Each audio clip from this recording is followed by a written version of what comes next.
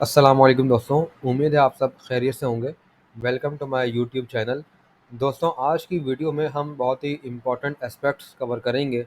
आज की वीडियो में मैं आपको बताऊंगा कि आप किस तरह जो एक एरर रिसीव होता है, एरर शो होता है, काफ़ी लोग कंफ्यूज्ड होते हैं और वो सवाल भी पूछते हैं कि सेल्स टैक्स रिटर्न सबमिट करते हुए एक एरर शो होता है, HS. Code does not exist in your purchases. इस एरर को आप किस तरह रिमूव कर सकते हैं, ये एरर किस तरह ख़त्म होगा और ये एरर क्यों जनरेट होता है, क्या वजह है इस एरर की। तो इंशाल्लाह हम इसको भी समझेंगे कि आप किस तरह इस एरर को रिमूव कर सकते हैं और ये एरर आता क्यों है। और साथ ही साथ इंशाल्लाह इसी वीडियो में मैं आपको बताऊंगा कि आप किस तरह ख़ुद अपनी सेल्स टैक्स रिटर्न को सबमिट कर सकते हैं। हो सकता है वीडियो थोड़ी सी लंबी हो जाए क्योंकि ऑब्वियसली इम्पॉर्टेंट एस्पेक्ट्स को हम कवर कर रहे हैं। तो दोस्तों, वीडियो का आगाज़ करते हैं। सबसे पहले हम डिस्कस करेंगे कि ये एच एस कोड का एरर क्यों आता है। देखें, आपने एनेक्टेड सीट सबमिट करते हुए एच एस कोड लिखा होगा कुछ ना कुछ, ठीक है। अब एफ बी आर कहता है कि भाई आपने प्रोडक्ट तो शो कर दिया कि आप क्या चीज़ सेल कर रहे हैं, बट उस प्रोडक्ट की सोर्स क्या है, वो प्रोडक्ट आपके पास आया कहाँ से। आप सेल तो कर रहे हैं, मगर सेल करने से पहले आपने प्रोडक्ट वो खुद मैन्युफैक्चर किया था, इंपोर्ट किया था या परचेज़ किया था। जब तक आप परचेज़ नहीं करेंगे आप सेल नहीं कर सकते। अगर परचेज़ नहीं करें तो इंपोर्ट कर रहे होंगे या मैन्युफैक्चर कर रहे होंगे। तो जो भी रेलेवेंट एनेक्चर है, एनेक्चर सी से पहले आपको एनेक्चर ए सबमिट करना होगा अगर परचेज़ किए, या इंपोर्ट का एनेक्चर डिक्लेयर करना होगा। तो एरर इसलिए आता है कि आप एनेक्चर ए सबमिट नहीं करते। पहले आप एनेक्चर ए सबमिट करें अगर परचेज़ किया आपने, ठीक है। फिर एनेक्चर सी पर जाएँ तो ये एरर रिसीव नहीं होगा। हमारे केस में क्योंकि परचेज़ है, हमने परचेज़ किए फिर सेल किए, तो मैं इंशाल्लाह आपको दिखाऊंगा कि आप किस तरह एनेक्चर ए सबमिट करेंगे, फिर एनेक्चर सी सबमिट करेंगे, फिर चालान बनाएंगे और फिर आप अपनी सेल्स टैक्स रिटर्न को सबमिट कर सकते हैं। तो वीडियो को आपको पूरा देखना है। मैंने एक इनवॉइस बना ली है, ये हमने सेल की है। टोटल क्वांटिटी ये थी। हमने कुछ पार्ट्स वगैरह सेल किए हैं, ऑटोमोबाइल पार्ट्स। ये अमाउंट थी, ये इसमें सेल्स टैक्स है और ये टोटल अमाउंट है। तो वीडियो का आगाज़ करते हैं। सबसे पहले आपको लॉगिन कर लेना है अपने आईआरएस डैशबोर्ड पर। दोस्तों, ये हमारे सामने आईआरएस डैशबोर्ड है, जहाँ पर आप सेल्स टैक्स रिटर्न सबमिट करेंगे।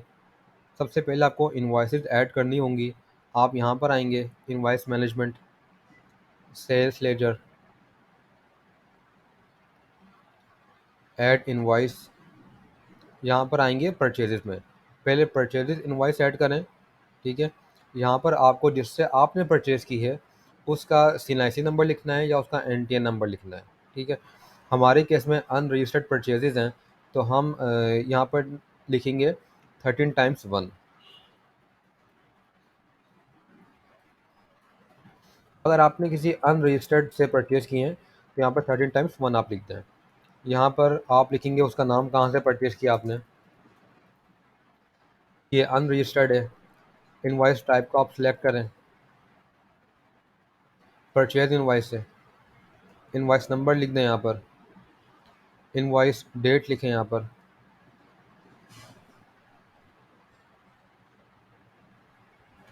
ये उस इनवॉइस की बात हो रही है जो कि आपने परचेज़ की है, आपको जिस बंदे ने सेल की है।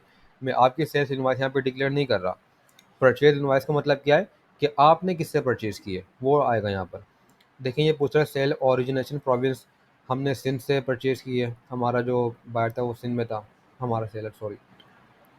डेस्टिनेशन भी सिंध में ही है। परचेज टाइप क्या है, देखिए यहाँ पर ये पूछ रहा है आपने इसकी टाइप क्या है, परचेज टाइप। तो हम क्योंकि कन्वर्जन करते हैं तो हम यहाँ पे लिख देंगे कन्वर्जन, या आप इसको इस तरह भी कर सकते हैं, goods at standard at default. जो भी आपका रेलेवेंट हो वो आप यहाँ से सिलेक्ट कर सकते हैं। हमारा ये कैसे कि हम कुछ जो प्रोडक्ट परचेज़ करेंगे, थोड़ी बहुत फिनिशिंग वगैरह करके उसको सेल करते हैं। आप देखें, ये पूछ रहा है एच एस कोड डिस्क्रिप्शन। जो भी आपने परचेज़ किया होगा, जो भी आप सेल कर रहे हैं, वो आप यहाँ पर सर्च करेंगे। और एक बात आपको याद रखनी है, जो एच एस कोड आप यहाँ पे लिखेंगे वही आपको सेल इनवॉइस में भी डिक्लेयर करना है। दोनों एच एस कोड सेम होने चाहिए। देखिए, हमारे केस में ये रेलेवेंट है 8708।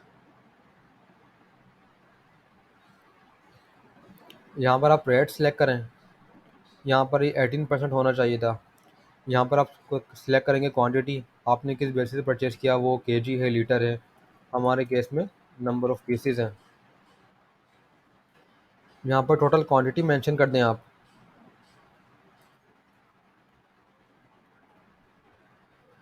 यहाँ पर आपको लिखनी है वैल्यू ऑफ परचेजेस, आपने किस वैल्यू पर परचेज़ किया है।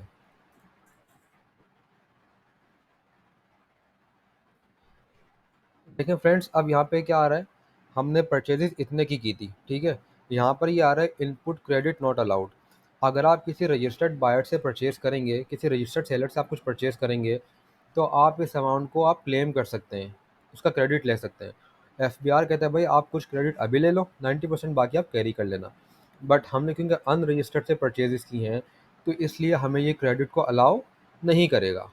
आपको कुछ भी नहीं करना, आपको करना है सेव आइटम।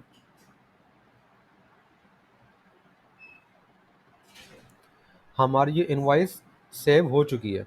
अगर आपकी अगर आपकी एक से ज़्यादा अगर परचेजिंग है, तो इसी तरह आप इनवॉइसेस डिक्लेयर कर सकते हैं। एक इनवॉइस ऐड हो गई, सिंपली यहाँ पे दोबारा डिटेल लिखेंगे सारी और इनवॉइस को ऐड कर लेंगे, ठीक है। डेट चेंज करेंगे, यहाँ पे डिटेल्स फाइल लिख के सेव आइटम करेंगे, आपकी इनवॉइस ऐड हो जाएगी। अब आपको आना है सेल्स इनवॉइस पे, हमने परचेज इनवॉइस को ऐड कर ली, सेल्स पे क्लिक करें। जिसको आपने सेल की है, आप उसका एनटीएन नंबर या रजिस्ट्रेशन नंबर यहाँ पे लिखेंगे।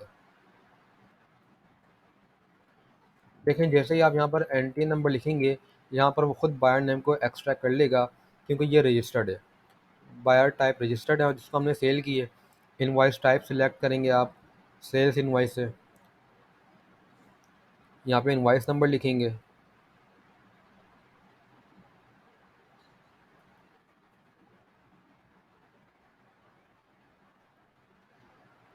ये मैंने कंप्लीट डिटेल फिल कर ली हैं कि हमने किसको सेल किया, सेल ओरिजिनेशन क्या है, डेस्टिनेशन क्या है, सेल टाइप क्या है। एड्रेस कोड डिस्क्रिप्शन में आप वही सेम कोड लिखेंगे जो आपने परचेज इनवाइस में लिखा था। यहाँ पे रेट सेलेक्ट करें आप, आपने किस रेट पर उसको सेल की है। 18% है। जो एम में आप क्वांटिटी सेलेक्ट कर लें, किस बेसिस पे आपने उसको सेल किया। हमने दिया है नंबर ऑफ़ पीसेस। क्वांटिटी क्या है, क्वांटिटी लिखेंगे आप।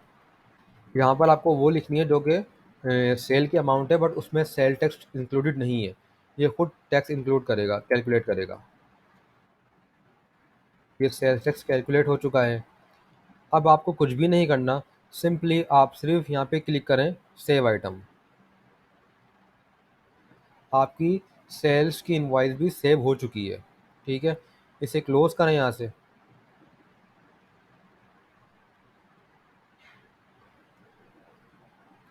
अब आपको आना है सेल्स रिटर्न में, file your sales tax return.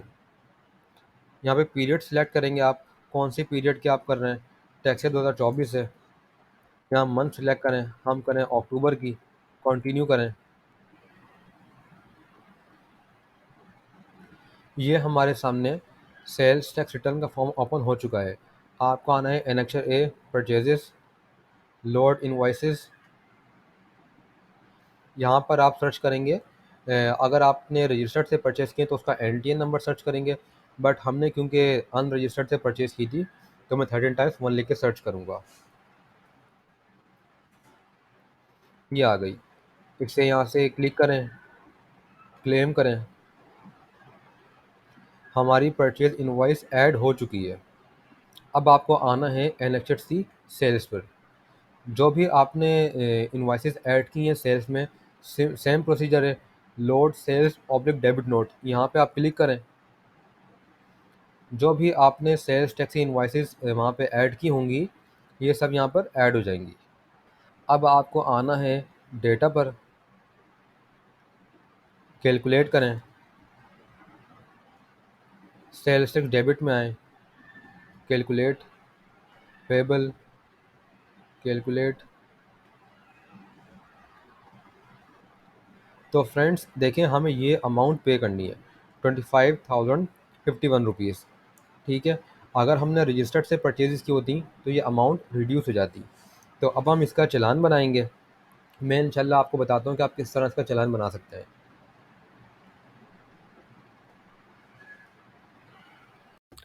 Friends, चालान हमने पे कर दिया है।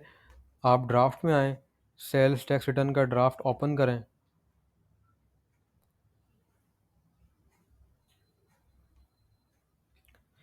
पेमेंट में आएँ, प्लस पे क्लिक करें। ये सीपीआर जनरेट हो चुकी है। इसे सिलेक्ट करेंगे आप यहाँ से। डेटा में आएँ, कैलकुलेट।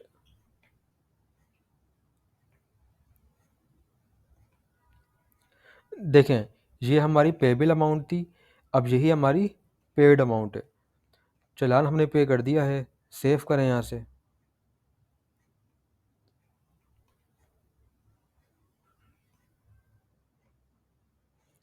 एनेक्सर सी में आएंगे।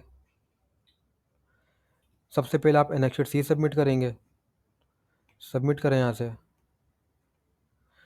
एनेक्सर सी हमारा सबमिट हो चुका है। यहाँ से वेरीफाई करेंगे आप 4 डिजिट का पासवर्ड।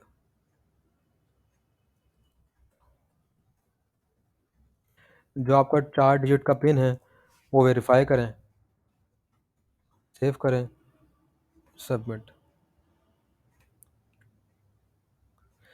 देखें फ्रेंड्स, इस तरह हमारी सेल्स टैक्स रिटर्न सबमिट हो चुकी है। मैंने आपके सामने ही पूरा प्रोसीजर किया है। हमें एचएस कोड का एरर नहीं आया। क्यों? क्योंकि हमने एनेक्सर ए सबमिट कर दिया था। एचएस कोड का एरर क्यों आता है? क्योंकि आप एनेक्सर ए सबमिट नहीं करते। अगर आपके केस में एनेक्सर ए रेलेवेंट नहीं है तो आप इंपोर्ट का एनेक्सर सबमिट करेंगे या मैन्युफैक्चरिंग का, जो भी आपके केस में रेलेवेंट हो। मुझे उम्मीद है कि आपको ये वीडियो पसंद आई होगी। कोई भी आपका सवाल हो तो आप मुझसे पूछ सकते हैं। Thank you so much.